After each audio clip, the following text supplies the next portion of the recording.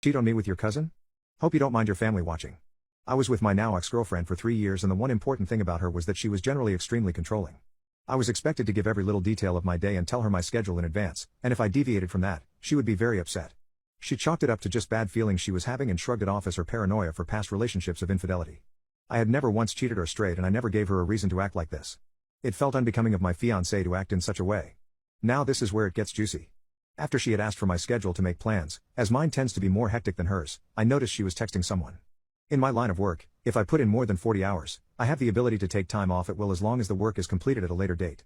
I was very good friends with her brother and still am. We laugh about this to this day, and he actively reminds her of it. I messaged him saying that I wanted to do something special for her a little bit earlier than our anniversary to make sure it was a special surprise. They both worked in the same fabrication facility. He was a fabricator and she was a shipping manager. He was kind enough to let me know her schedule. That's where the discrepancy falls into place. Without my knowledge, she was foregoing overtime. She worked 12-hour shifts Monday through Friday, with the exception of Wednesday, when she would only work half a day. She had started taking Wednesdays off right around the time that she started becoming extremely controlling. Lucky for me, I had stacked several days of leisure time up, so taking a Wednesday off for me was not an issue. A few days go by, and Wednesday's here. I put on my work gear and leave for work. I was expecting her to leave as our apartment complex had 2 exits on the same road I could see directly across from a shopping center, so I parked my car near the back and waited.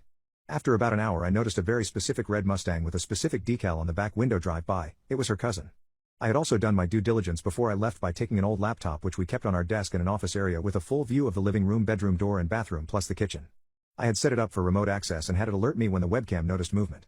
Giving her the benefit of the doubt, I thought he may be dropping something off or coming over to assist her with something as her family sometimes does. Sure enough, a message came through, so I remote into my laptop. He walks through the door and without skipping a beat, she unbuttons his shirt and begins kissing him. I was shocked and disgusted, but I knew what I had to do. Immediately, I created a URL link for the live stream. And as she was preoccupied, we had a family group text and a friend group text. They were both part of it, but at the current time they were indisposed and didn't look at their phones. They didn't even wait. They could have gone to the bedroom, but no, they decided to get freaky right there on the couch. I sent the link off to the friend group chat and the family group chat. Within minutes, I'm getting calls nonstop from friends and family alike. There was no turning back. She was getting blown up, but she was ignoring her phone. Not until the 4th or 5th call came through did they decide to take a break.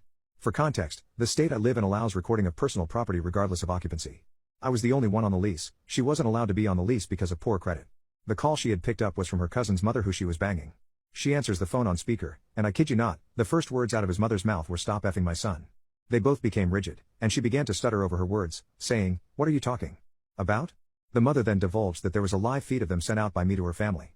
She grabbed every pillow off the couch and covered herself up. The cousin staggered off trying to put on his pants and shoes, just to trip himself up and bang his head off of my coffee table. By this time, I had made my way to the front of the apartment complex. I was there to greet the adulterer as he came out of the front exit. He froze and began to cry, apologizing profusely.